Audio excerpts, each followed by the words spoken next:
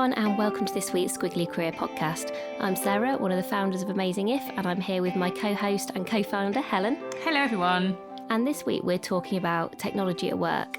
And I think it's worth getting our confession out of the way up front. There is definitely some irony in talking about this topic this week, in that this is the second time we're having to record this podcast. We like it so much, we've done it twice. That is not true. Yeah, I wish that was true. But I say technology failed us, but I don't know whether it's the people / person / me behind the technology that might have failed us, in that our first recording didn't quite work out as planned. So we're going for take two, and we're going to talk all about how technology, particularly within squiggly careers, how it really helps us to work smarter, more efficient, more effective, but also share some of our experiences about how it's got in our way, or sometimes just got us really frustrated. Got us down. Got us down, yeah. I think we have been actually quite down because of technology a few times. And you know what, I was reflecting, because we've now done this twice, I've actually thought about this topic a lot this week. And I was thinking about when we first started work together all those years ago at Boots, and using Lotus Notes. So some people listening probably won't even know what Lotus Notes is. I don't think I know what it is. What is it, like an early version of It's a precursor to email? Outlook. Yeah. It was just like an early Outlook, and it was owned by a company called Lotus Notes, and then rapidly got overtaken by Outlook. It was like basic Outlook. Yeah, so at that point, I think when I started work, certainly it felt like technology was very secondary, a kind of quite a small part of your day, certainly not integrated into your day. Whereas it's so interesting within the space of the time that we've been working, so 16, 17 years, which is not that long really in the world of a squiggly career and how long we're all going to be working for. It's gone from being, a small part, a secondary part of the day, to actually something that now is so much part of our work that I hear lots of people talking about digital detoxes. So I think that transformation and the kind of rapid acceleration of technology has been fascinating in terms of creating a work environment, kind of what that looks like, what that enables us to do. And actually, I was reminded this week of a really good TEDx talk that's done by Adam Grant. And Adam Grant's the co-author of a book called Option B that he wrote with Sheryl Sandberg. And he talks a bit about how people often approach the world of work with one of two attitudes. People are naturally segregators, or they're integrators.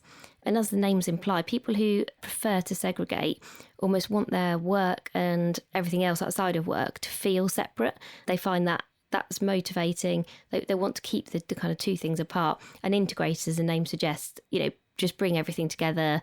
And I think that's probably where we're heading for most people within the squiggly careers, because this idea of work being completely separate to the rest of your life, actually, I can't think of anybody that I talk to or the people that we train who would find that motivating, because almost you're hoping that your line manager, your organisation understands that you have a life outside of work. So you almost want to bring that into work. But then maybe some people do still like it to be quite separate. I think they do. I've kind of got quite a real example of this at the moment. So I've just changed managers at Microsoft. My new manager doesn't get me for very long because I actually leave next week. But my old manager was very much, he was like on all the time, could contact him all the time. And he would contact me all the time. And it was fine. I didn't really mind. It's kind of just how I worked. New manager is very explicitly not like that, and not in any way to be critical of it. But he's sort of like, don't really like being in my inbox. I'm going on holiday and I won't be answering looking at my emails. I have actually had to send him a couple of messages about something, and he has responded to them, but generally he's set an expectation that isn't how he works. And I just think, do you know what, I don't think there's any right or wrong. I think people just need to do what's right for them. The only thing I would say is that your choice sometimes can have a trigger effect on your team. So if I say to my team, it is my choice to be always on, I'm an integrator, I work in the evenings, fair enough, that might be my choice. But then if that has a knock-on impact on my team because I'm firing off emails or I'm expecting them to respond to my IMs in the evening, then that's not good. But actually, when I was at Virgin, we had like an enforced digital detox on a Wednesday. And I forgot, it was like 12 till 2 or 12 till 3 on a Wednesday. You couldn't send emails. And I think IT switched off like the capability to be able to do that. And everyone got really frustrated because it meant they couldn't do conference calls or couldn't get things moving, and people still wanted to work. And that's why I think it needs to be a choice, an individual choice, or it actually starts to be more frustrating and almost a bit of a false thing rather than a healthy cultural change. I agree. I actually really don't like the idea of forced, almost like forced, whether it's anything to do with like forced technology, forced flexibility, but the idea that it has to be the same for everyone, because that's almost implying that we're all the same, which we're not. So I guess this is partly about understanding your own preferences and ways of working, but also having empathy for that your style is not the same as everybody else's. And I do think there are some really interesting blurring things happening at the moment that I observe in what I do at work, where some technologies which maybe started in one space are starting to kind of come into work. And specifically, my example would be WhatsApp. So WhatsApp, I think most people start using WhatsApp more with like friends or family groups. And I've sort of used it for some kind of quasi work things, so maybe some more of the charity things that I've done. But actually now where I work at the creative agency I work, some clients actually use WhatsApp, and we use WhatsApp groups with our clients. Now, I don't mind that because I find WhatsApp a really good, quick way to get hold of me, and that's useful. And I like the informality of it. I've discovered, I'm probably slightly late to the game on this, that you can get WhatsApp on your computer. You are late to the game. Yeah, I know. When I told you that. Honestly, it was like life-changing. I was like, this is amazing. But also really helpful from a personal perspective because, you know, if Max is ill at nursery or something, it can kind of pop up and that's actually useful. But someone was actually talking to me about it and saying they really didn't like it because it felt like actually their work was starting to just invade into their own personal time, and that almost you can't sometimes resist looking at your WhatsApp. And actually, if you've got your friends and stuff on there as well, that might be what you want to do in your own time, but you can't then avoid seeing, you know, the other WhatsApps that might be work related. So you can't even solve it by turning off your notifications, I guess, which is what a lot of people are starting to do. So I think it's a really tricky one, and actually one that you can get into quite a lot of like morality around like technology and work and what's good for us and what's not. And even you and I, when I compare our approaches, I think you love your technology like much more than I do. So if I forget my phone for the day, now it's actually quite important because I've got a son at nursery, I do need to be contactable. But in the main, I'm not too bothered if I've not got any technology with me. Whereas I would say you do love your phone. I love my phone. I'd hate it. I do everything. I was going to write a blog post on how to run a business on your phone. I can do everything on my phone and I love it. But, you know, just going back to that point about morality, I do think you have to be really careful about tech being intrusive, particularly like work tech. And so, for example, I think a light version of this is, you know, if you use Skype at work and you can see when people are online on Skype, right. You know, they'll have like the green light or the red light. And I think sometimes, you know, and I have done this, you know, I've contacted people when the red I'm busy light is on, and it's almost, or if you go online in the evening, I'll have my green light on because I'll be doing some work, and then everyone will start contacting me and you're like, oh, it's almost like it feels that light is almost giving people permission to contact you when you don't really mean it to do that. And I was at a presentation last week, and there was an organisation presenting about some technology they're launching and trialling in their buildings, which is basically like a hotspot thing. And they had this video of this guy going, there's some amazing hotspot technology which enables us to find each other in our buildings. And the example that they had was this woman who'd shut herself in this like wooden pod, probably to get some work done. And this guy, he was like looking at his phone going, oh, there's Jane. And then he opens the that's pod, borderline like, stalking. Hi, Jane. Yeah. And poor Jane's like, I just wanted to get this report done. Leave me alone. You know, I'm sure you have to turn those things on, but I think it is a funny example of sometimes, you know, you almost want this opt-in, opt-out of some of this stuff. Or if it's automatically opted in, you know, that doesn't necessarily give everyone the space or the privacy that they might want in terms of how they do their work. I just think we have to be very conscious of that. It is almost similar, isn't it, to privacy, which is now moving much more to you start with the assumption that somebody has opted out until they proactively opt in. That feels like a good principle for all these sorts of things. So rather than just assuming, let's say, you know, I've got someone new in my team, for example, he's just started working with me now, I could easily just assume that he doesn't mind if I WhatsApp him. I could actually imagine doing that without even asking the question. And actually what it feels like you have to do, it's, you know, to be responsible in terms of how you use technology, is actually to be really explicit and say, like, how do we want to communicate together, and what technology do you use, what do you not use, kind of what works well for you, and how do you blur those things together. And yeah, like most things, most of us are not complete segregators or integrators. Most of us want to be kind of somewhere in the middle, but I just think having that understanding is useful. I was just thinking maybe that, you know, we talk about work-life balance, which I don't think is appropriate anymore as a bit of a tired phrase, but maybe it's work-life choice. Like, treat people as adults, give them the tools that they need to do their best work in a way that works best for them, and let them make those decisions, but make them with empathy, given that it can have an impact on other people. But to me, work-life choice is much more appropriate to people having freedom to do their work than that, assumption that there's some kind of balance or some weighting that's appropriate for everybody. Yeah, do you know what? I was writing a presentation on that exact thing, and I was really grappling with the right word, and I actually really like choice, but I went for blend. And then I used the analogy of, do you remember that thing on YouTube where it was called like, will it blend? Do you remember that? It was I think so. Is that with stuff that goes, that's like random stuff they put in blenders, right? Yeah. So high quality YouTube content, everyone. Yeah, but it's actually really funny. And there's probably like a GIF. So with the sorts of presentations I do, that's probably quite helpful. But that won't be in the links that I post at the end of this podcast. I do think that thing of going, what's the right blend for you? How do you personally want that blend to work? Because again, I think the blend looks different for different people.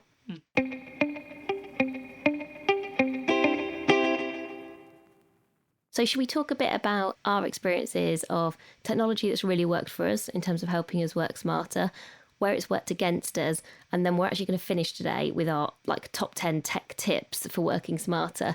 Though, nicely said. Thanks. I can't even say it. Top 10 tech tips. I don't know whether that was quite as good that time. But I think looking at the list, Helen, you've added way more than 10, so you're going to have to choose when we get to it. I can't believe you've seen that. I was trying to sneak them in. So go on, you start by sort of sharing a piece of technology you think's really worked for you in terms of working smarter. Okay, so if I start with a piece of technology and then kind of talk about how it's worked for us. So for me, what really helps is having, this is a real technical term, but I work for Microsoft, so forgive me, but cloud-based software storage. What I mean by that is stuff like OneDrive, or we've also used Basecamp in the past, or Google Drive or Dropbox, one of those things. But basically, a cloud, oh God, I can't even say this without sounding really techie, but a cloud storage system, somewhere where you stick your files where everyone can get to them, and they're basically not on your computer like hard drive. And the reason I find it useful is I find it very useful for Sarah and I, because we're always in different places and we need to kind of work on documents at the same time.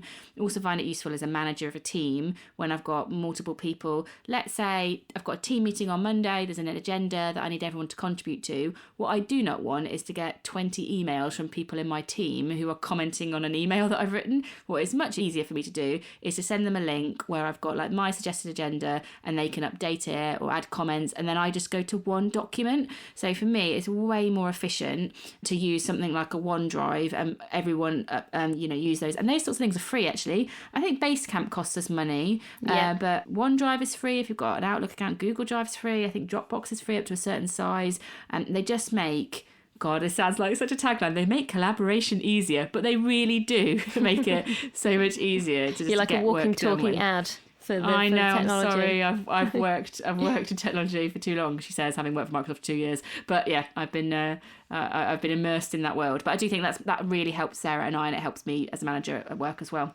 Well, I guess what you've just described, I would also probably talk about like the other side of the same coin, in that you almost are talking about efficiency, essentially. So using that kind of everything accessible in the same place for everyone, and therefore it's easier because it is more efficient. I would say my experience of those things, it also makes me more effective, because what it allows me to do is I work a lot better in different environments, in different places, like physically being able to work in different places. So, this week, for example, I spent a couple of days working at home, and actually very rarely when I'm working at home am I physically working in my house. I like to be in, whether it's coffee shops or just environments. I actually worked outside today for probably about 90 minutes, just sitting, working on a secret squirrel project that we're hoping to be able to reveal soon. And actually I could just take my laptop with me and I could access what I needed to, and I could just sit. I was literally sitting on a bench in a park, writing for a bit. And that said, you did send me messages going, where have you stored that file? Exactly that is true. On our shared drive is that file? Yeah, so, it swings and roundabouts, isn't it? I'm sort of slightly less in the efficient camp and slightly more in the effective camp. But I suppose the freedom that it gives me, I really value. I think it makes a massive difference to the quality of my outputs and my general happiness, that I can take my technology with me rather than have to go to my technology.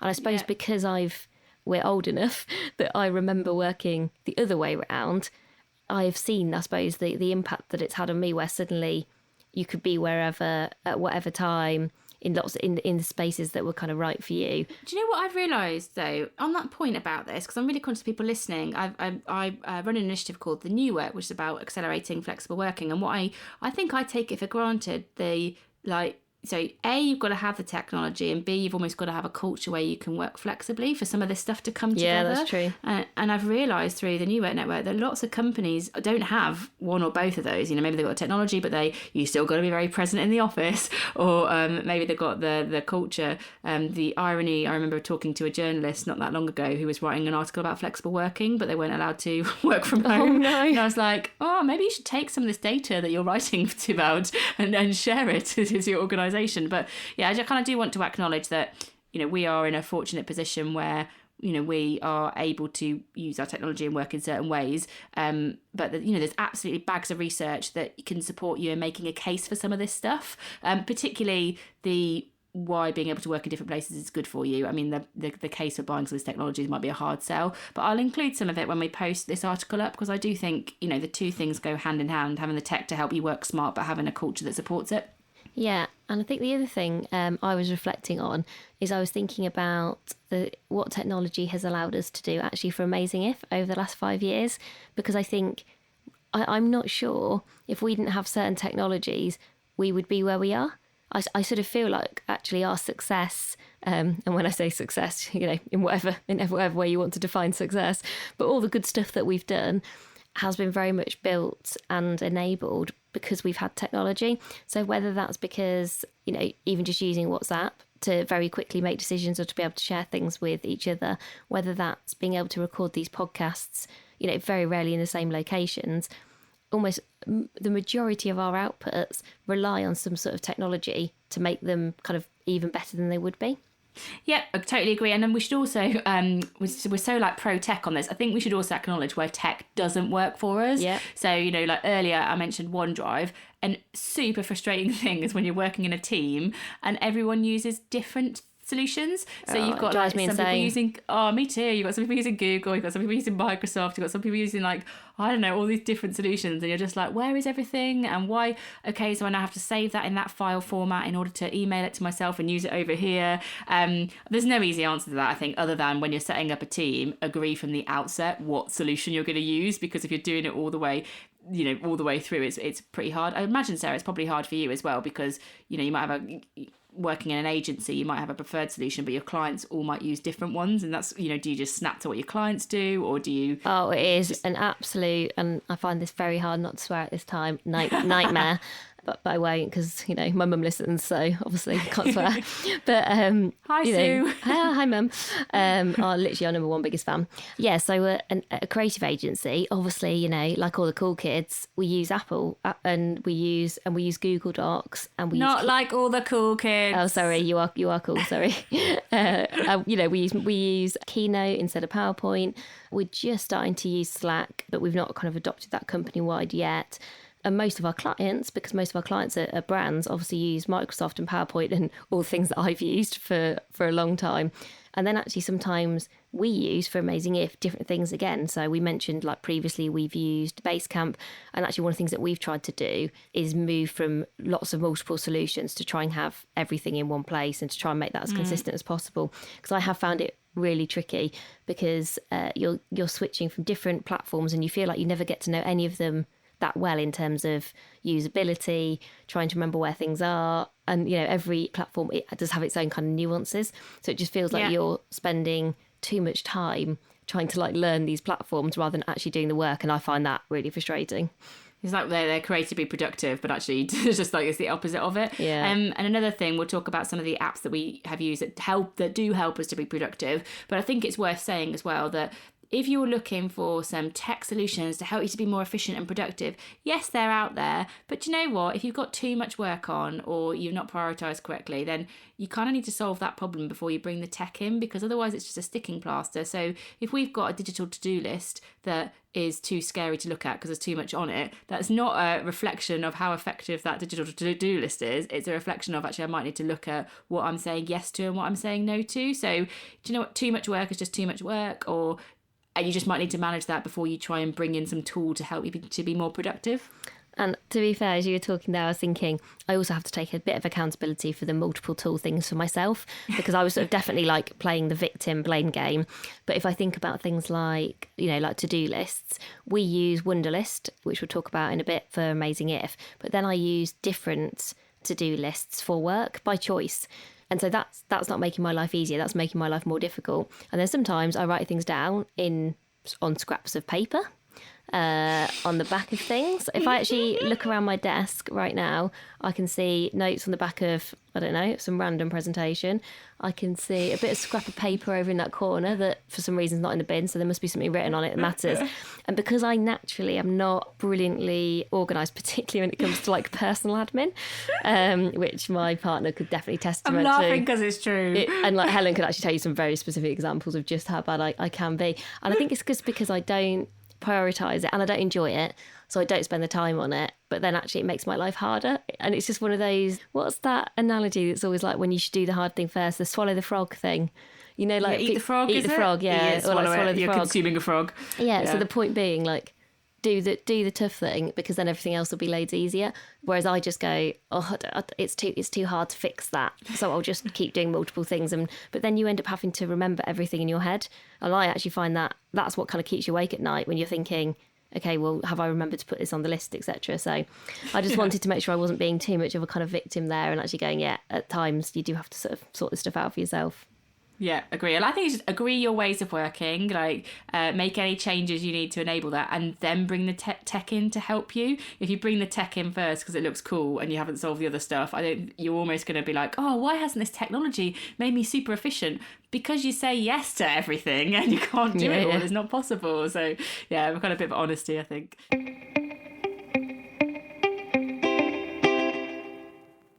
Should we go through our top 10/12 because Helen sneaked in a few more?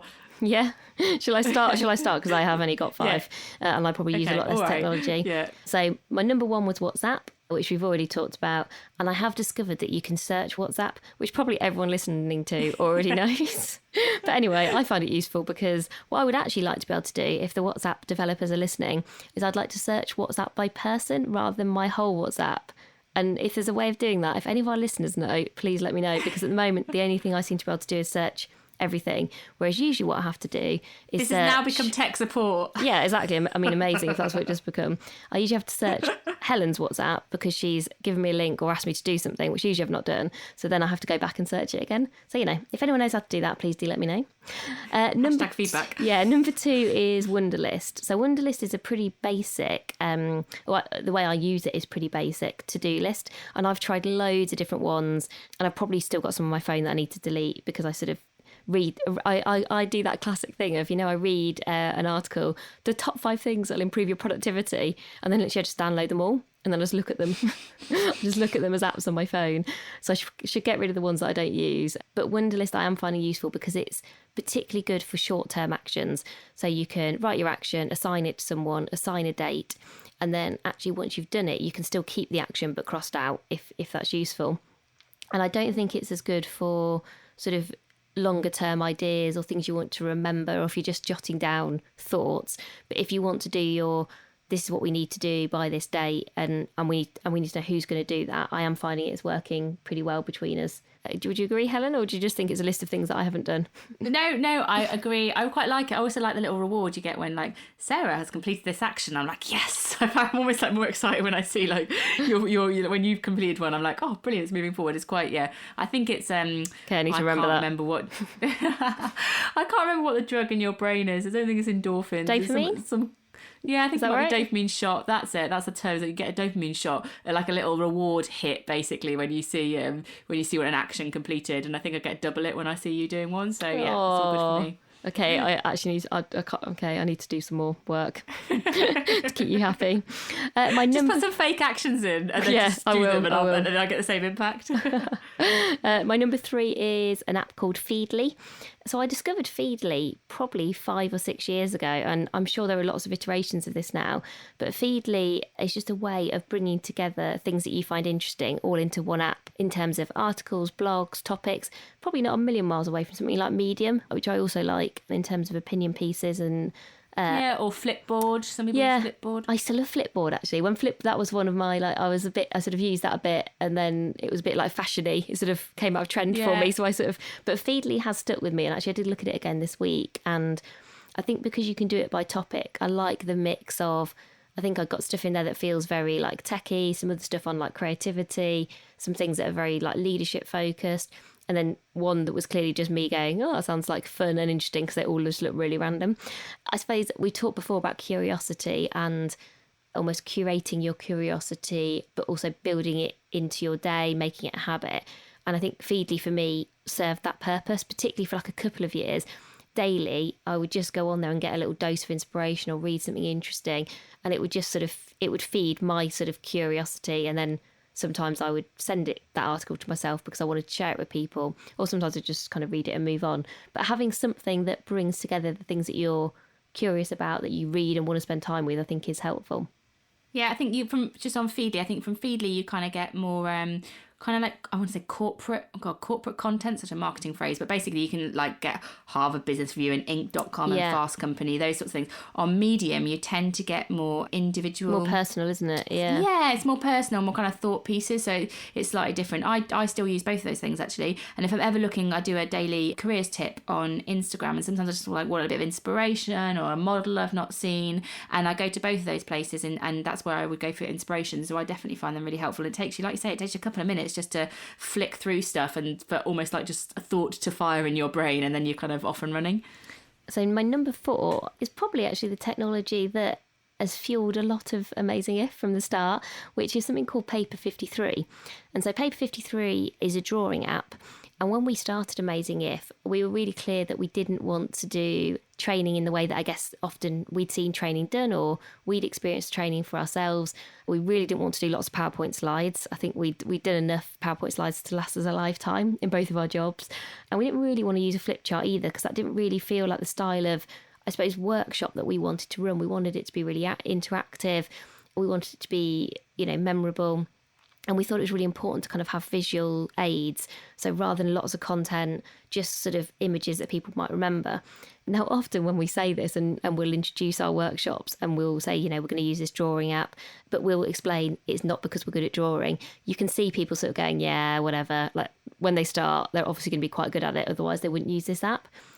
However, anyone who's actually been on any of our courses will know that that's just not true, because we draw the first picture and people usually are laughing. I'd like to think with us, but it often does feel more at us. We sort of have to explain what we're drawing, but it's all part of the process. And I sometimes literally play Pictionary with the room so that people can try and like guess, and I try and encourage people to sort of take my abstract images and turn them into whatever they're meant to be. But it is a brilliant app in terms of, if you're creative, I think people would enjoy kind of playing with it. It's a really different way of presenting. And since I've started using it with Amazing If, I've also used it in more in my day job, where if you've got a slightly more informal presentation or you want to have some things ready to go, you can pre-draw things, but then you can add to them if you're chatting to someone. You can kind of flip from page to page. It's really intuitive. It's really easy. And yeah, we're pretty far away, I would say, the two of us, from being people who are at the design end of sort of creative, and we can both use it pretty well. So definitely have a go or have a look. And it did win App of the Year, I'm sure. I think it was a couple of years ago now, because it is so easy to use. And one other thing on that as well, I think if you're going to use it to do presentations, and I've used it as well in kind of small team presentations, what I think it's good for is it means you have to really know your content. So, sometimes when you have slides, you kind of put loads of words up on the slides, you end up with loads of bullet points, and you almost think, do I really need to know this? Because I can just read it off a slide. Like, we've all been in presentations where that happens. And I think when you're drawing it, not only is it actually a really interesting way for people to engage with it, because they're with you in the moment, because you're drawing what you're saying, so they just seem to tune into it more.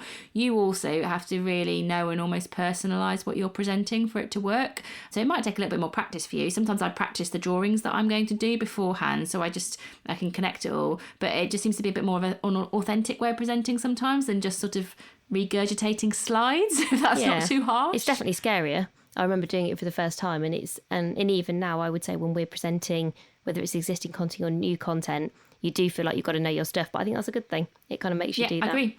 And then my last one, which again, I'm sure with my like basic technology recommendations, people will have used lots of these things, is Doodle or something like Calendly. And those are both just ways of organising people getting together. And I think in Squiggly Careers, and as we're going to be working, I guess often in more like a transitionary way, so you might be with one team one week, another team another week, you might be, I think everyone's doing sort of more project work. actually getting people's availability for things can be really difficult. And you can spend a lot of time going back and forth. But if you're going, right, there are 8 people and we've all got to get in a workshop together in the next couple of weeks, or as many of us as possible need to get in a workshop, it's just a really good way of like coordinating what's the option that gives us the best chance of getting as many people as possible. I love a bit of doodle. Yeah, me too. It's just really easy.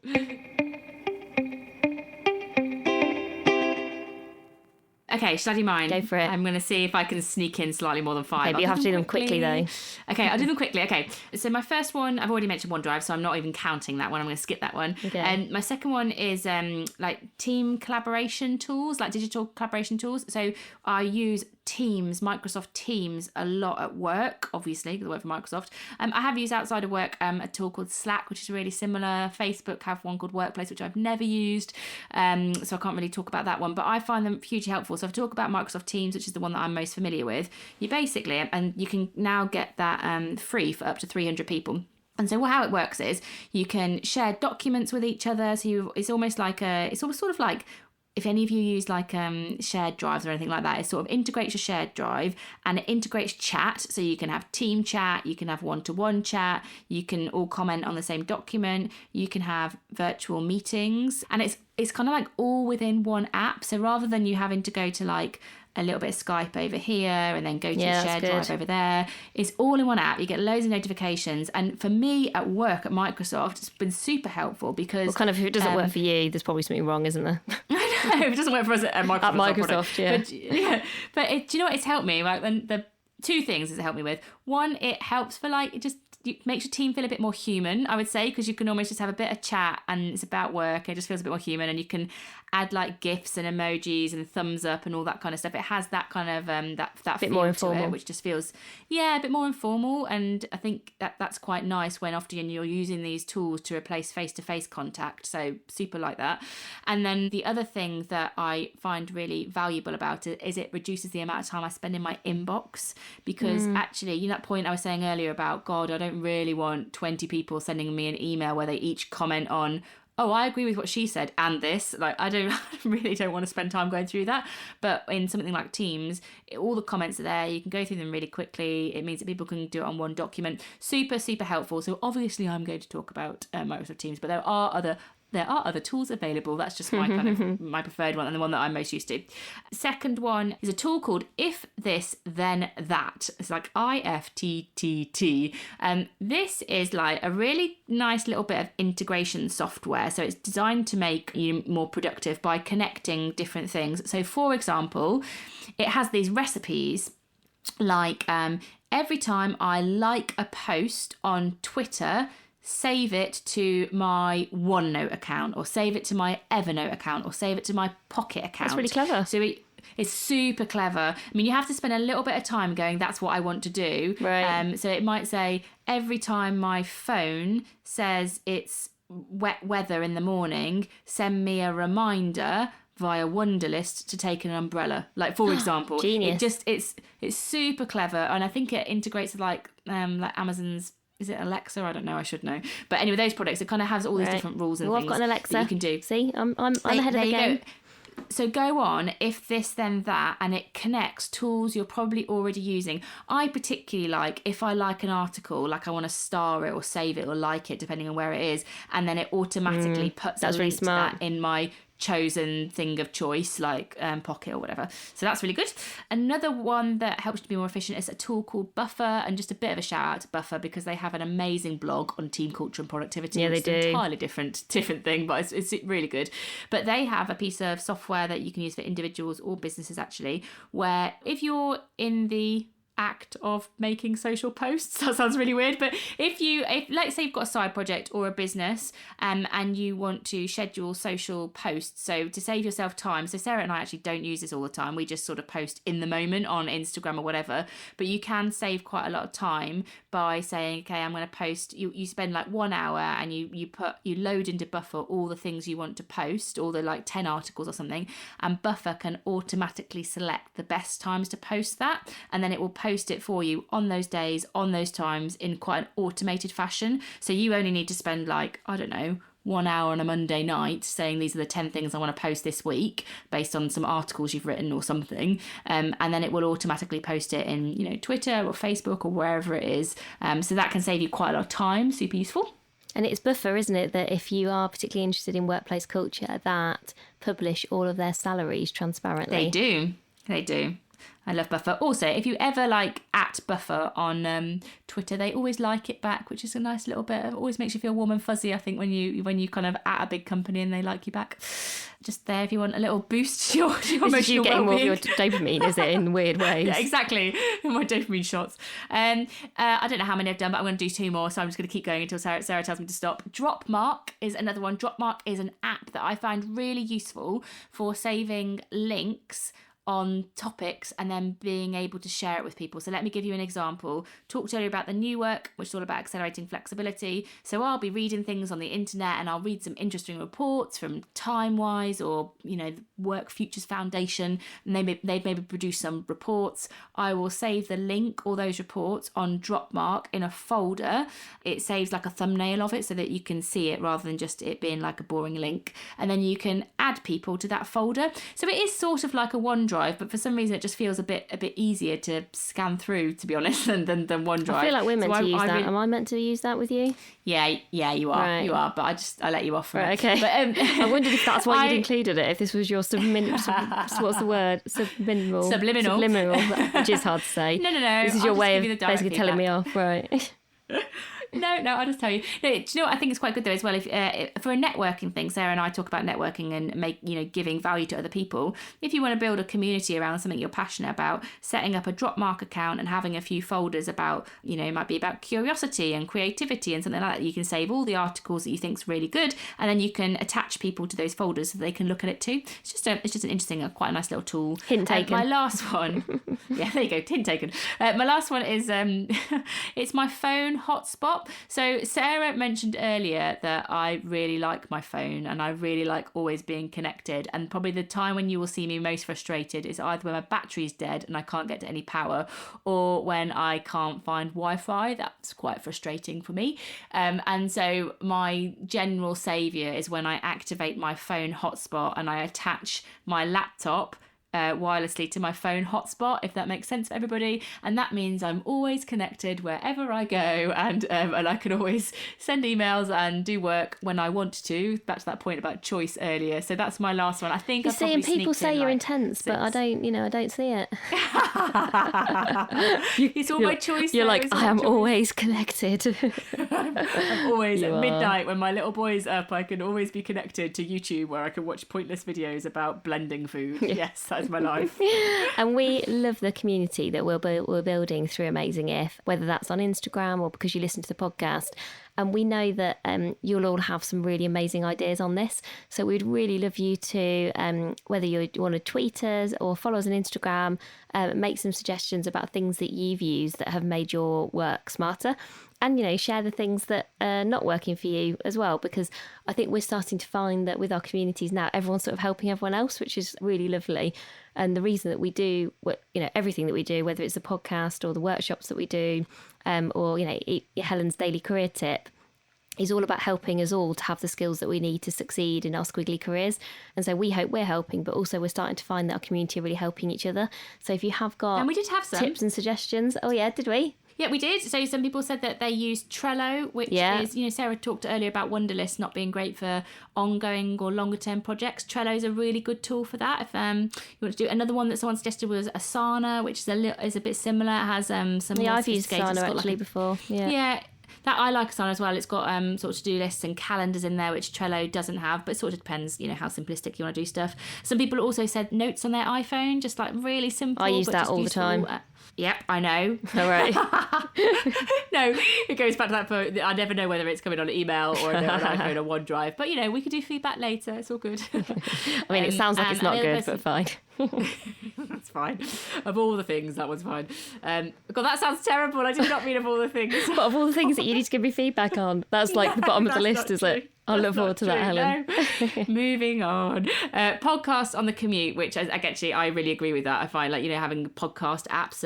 Overcast actually is another podcast app. I use Overcast. I have done for ages. It can speed things up, and it can also reduce the pauses when people are talking to make it even. Okay, I don't do either of those things. I just listen to podcasts through it.